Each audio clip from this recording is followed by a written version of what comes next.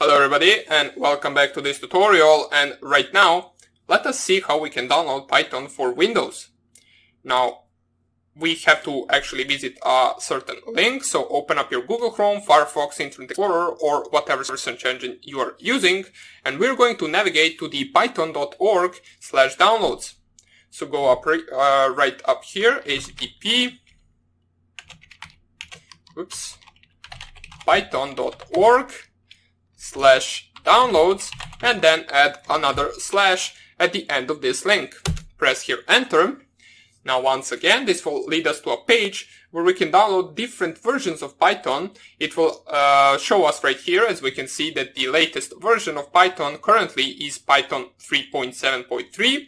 As I said before, if you have a newer version, feel free to download that one, as long as it is a Python 3 version and not Python 2. We can see the release dates right here and different versions. This is ours that we are going to download, released on the March 25th, 2019. Now, you might be asking whether you are going to download a 32-bit or 64-bit version, but we're going to get into that just in a second. Once you actually check all of these things out, and you can read these licenses sources if you want to, nothing really important right here. And right here, right upper there, you can read looking for Python with a different OS. We want to click Python for Windows. And right here, we're going to have a different versions for Python 3.7.3. Now note this statement right here that says Python 3.7.3 cannot be used on Windows XP or earlier. So if you are using Windows XP, which I highly doubt, it is 2019, nobody is using XP anymore. But if you are, you're going to have to upgrade or download a different version of Python, since this one won't work on Windows XP. Now, you can see also these different things right here, such as stable releases and pre-releases. Now, pre-releases are basically, as you can see, Python 3.8.0, which is basically a release that hasn't really been released yet as a stable release, so it is something still in progress of working. So what we want to do is we want to download a stable release, because we want our Python to work perfectly. And you can have right here different versions that you want to download, such as the x86 and x86-64. Now, the x86 is 32-bit and the 64 is the 64-bit. Now, in order to check whether your PC is 32-bit and or 64-bit, so you can know which one you can download, you can go right here. So just open up your search bar in the actual Windows 10. You can just type here start, not start, we open start, we want to type control panel. So control panel, open your control panel right here. It will lead you to your settings. You want to go and navigate to the system and security settings.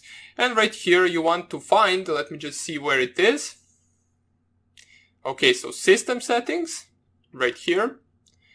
And right here, you can just under the system type, check out whether your operating system is, or whether your processor is 32 or 64-bit. And you can see mine is currently 64-bit, so I will be downloading the 64-bit version. So let us close this, and the 64-bit version would be this one, so Windows x86-64 executable installer. Click on it. It will start downloading. As we can see, it is 25 megabytes long, or big, should I say. And right here, we have that version right here. Since I already did download it, you can see it is the same name. So all you want to do is run your executable installer program. You can see right here, it opens a window, install Python 3. We want to just click on install now. It will ask for the administrator password, which I don't have, so I will just click here yes. And it will start installing or setting up our Python 3 for us. And basically all you want to do is follow the actual process of installation. And if you want to later on, you can add the Python 3 to the path so you can run it from anywhere you like. Now this shouldn't take too long to install. Basically it is right now installing and downloading all the additional libraries that it needs in order to be able to run. And what we are going to do afterwards in the next video is I will show you a few commands that you can run in order to install Python 3 for the Ubuntu.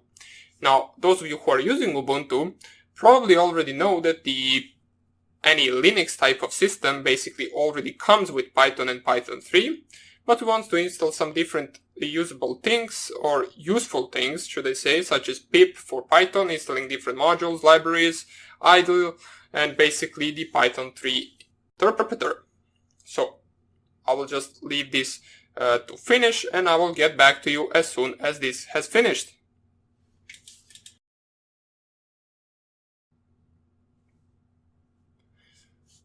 Okay, so right here we are getting towards the end of the actual setup. It shouldn't take more than a few seconds more to finish this. It took rather a while, I mean, not a while, it took around 2 to 3 minutes to finish this, which is not that long, but I actually thought it would finish a little bit faster. But here we can see everything has finished, and I hope that soon we will get prompted the finish button, which we can click and then run the Python 3. So you can see the last thing it installed is the Python 3 pip bootstrap 64-bit. Let me just move this right here. This installation file, right after you actually finish installing Python 3, you can just delete. There is no need to keep it right here, but if you want to, you can just leave it right there. So right here we can have setup was successful, special thanks to, and then Mark Hammond. Okay, so nothing really important right here. Disable path length limit, change your machine configuration to allow programs including Python to bypass the 260 characters max path limitation. Now this is not really anything important to us, but if you want to, you can just click it. What this means is basically the path is the actual environment in Windows where you can actually run the program from any directory you want. So for example, if you want to run Audacity, right here, this program on my desktop, from any other directory that isn't a desktop directory, you can add it. You can add the executable of this program to the actual path, and it will be able to run it from anywhere.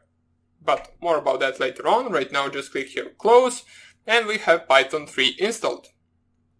Now, in order to check that out, you can just type here idle, and you can see right here I have a bunch of different versions of Python 3.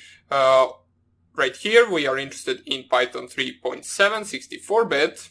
And if you open the idle, it will open up the Python 3 interpreter, which we're going to talk about more later on.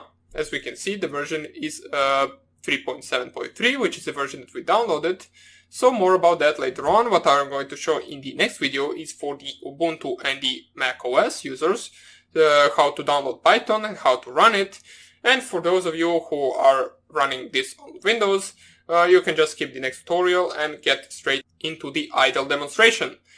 So hope you enjoyed this tutorial, and I hope I see you in the next one. Bye!